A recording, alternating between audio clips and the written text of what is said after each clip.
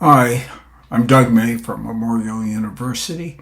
Welcome back to our series on the Hydro Quebec perspective, where we're trying to look at the impact of the Gull Island and Churchill Falls expansion as contained in the MOU on Quebec's generation and its pricing policies. So what we're trying to do in this series is to look at who supplies electricity to Quebec, what other provinces, what other jurisdiction, and where does the electricity go. Primarily, we know a lot of it goes for domestic use, but some of it is exported. Well, where does that exported power go? Okay. So let's get started. So what's our storyline so far on this proposed expansion of hydro generating capacity in Labrador? Well, we noted that the overall, from the Quebec perspective, Hydro Quebec's perspective, that the generation of electricity follows seasonal patterns. The other thing we know is that about 94% of the power produced in Quebec comes from hydropower. Surprisingly, what we saw was that around 2023, as noted by others, the supply of hydroelectric power in Quebec declined due to drought conditions. The fourth point I want to make in our storyline is we noted that demand for electricity in Quebec is growing and that the domestic production of electricity within Quebec is insufficient to meet Quebec's demands. And it's also insufficient to meet their emerging export commitments. So, in other words, the bottom line is Quebec must import electricity from elsewhere, and it must import more electricity from elsewhere. So Quebec's demand for electricity is growing faster than supply, so it's badly in need, not only because its supply of own hydropower is going down, or may be going down, but its demand is going up. So these two factors. What are we going to do in our series today? Well, we're going to try to answer the questions: where do the electricity imports into Quebec come from? And where does Hydro Quebec export its electricity to? And we want to bring up that not only do they export some surplus, but what commitments do they have to others? Okay, particularly to in the United States. So the first thing is, what about the percentage of Hydro Quebec imports to the total supply available? This isn't to their generation's total supply. So the imports plus what they generated equals the total supply. And here we see, when we look over time, starting in January 2015 and to about the beginning of mid-July 2023, we see that it is pretty constant. It goes up and down, the seasonal variation of what they need to import, being higher in winter. But there's a change there in second half of 2023 and into 2024. And perhaps the thing is, will it continue into 2025? This next slide just sort of highlights that period.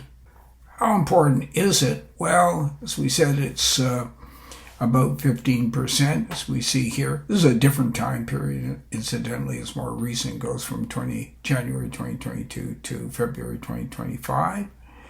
And so the black line is just what we saw, sort of slightly different perspective because timeline is squished. But we see once again that the imports have increased. So what do we think they are here? It's about 23.5%, right? Some of that comes from other provinces, That'd be about 20.1% comes from other provinces. But down here, what role? They're exporting to the United States. So for most of the thing, they're this line, red line here, which is what are they importing from the United States, is pretty close to zero. But now in October of 2024, it goes up to 3.4%. So we see a pattern here, again in the circle, before that we haven't seen before. That is, they're beginning to import power from the United States, which is a little bit unusual because Quebec was known, at least up until this, as the great and the primary exporter of the Canadian provinces of power into the United States. Maybe not so much now. Here we're looking at what role does Newfoundland Labrador play and Newfoundland Labrador Hydro play as a percentage of Hydro Quebec's imports from the provinces and total imports. What's the main observation here, except for this last part here, starting in about latter half of 2023 and going into 2024? Churchill Falls plays a really important role in terms of all the power which is being imported into Quebec. And with the proposed expansion of Churchill Falls and the addition of Gull Island, that dependency of Hydro Quebec on imported power will only increase, won't it? So it's not going to go down, it's going to go up. And it's going to be more than 15%. Let's assume it goes up to 20% or more. So it's a big deal to Quebec. 1/5 of the power they don't generate themselves comes from elsewhere. How much of the total power is exported? This diagram is important. We're going back to January 22. This diagram is important because, again, I think the public perception is that Quebec is this great exporter of power, right? That it has available. Well, look back in 2022 is probably a pretty good year. That of the total amount of power which they have available, they export just over 21% here to other provinces and to the USA. But note here that the amount exported to other provinces right here, that'd be about 7.6% of the total power available, is less than they're exporting to the United States, which is in the same August, September, I guess is about 13.5%. So again, looking at the pattern, it's a little bit unusual. Here, they're exporting, first of all, the green line is definitely a downward slope here. We're going downward. So we're exporting less power in 2024, 2023, and it's a fairly dramatic decline in power. Why? Once again, because the supply, due to climate change, of hydro power generated in Quebec has gone down, but their demand has gone up. So we have these two opposing forces. Here, really unusual, they're exporting more to other provinces, I guess primarily, I would think, New Brunswick, than they are to the United States. Well, how important is their exports to the United States? Whoa, look here. In November of 2024, it was less than 1.1%, was 0.8%. Quebec is a great exporter of power? I don't think so. So that's sort of interesting. To other provinces, goes all the way up at 2.9%. Here, total amount is 3.6%. The total amount of power, that's not a really big player in terms of an export market when we talk about 25% or 50% of going to exports. Okay, this is just from the American perspective. So above the line here, this line here, are outflows. That means exports on a daily basis. So basically, there's no export of power to Quebec. This is between Hydro Quebec and New England. That's in the darker red here. The lighter red is to New York. So those are New England states here, New York here. They've got new transmission lines going in there. And so we see, well, they're exporting power down below this line here. So negative, showing that they're exporting power, Hydro Quebec is. So they're importing. These are imports into the United States. Exports from Quebec, imports into the United States. But look here, going back to the area we just looked at, the time frame we just looked at. Now, in New England, they're exporting power a little bit here from New York. Very hard to see, but New England's exporting power to Quebec.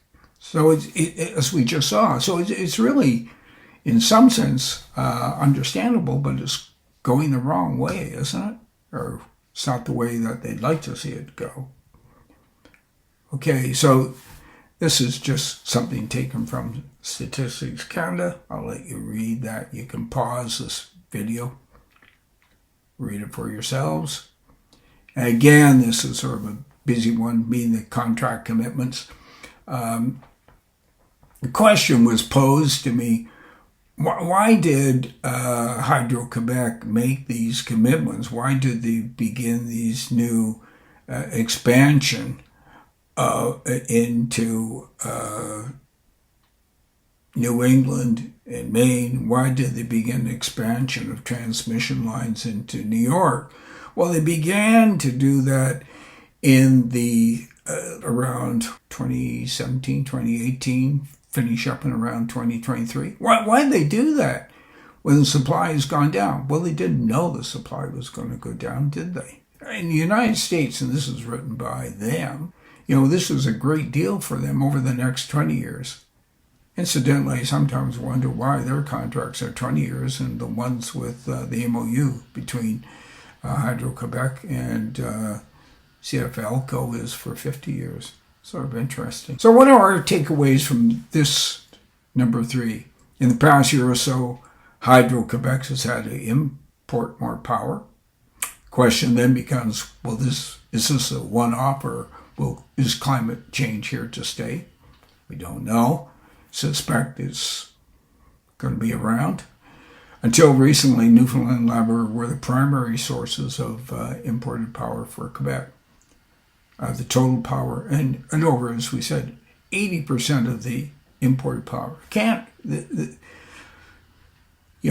Churchill Falls and now Gull Island are really important players in the hydro generation and the generation of electricity power in Quebec. Let's stress that.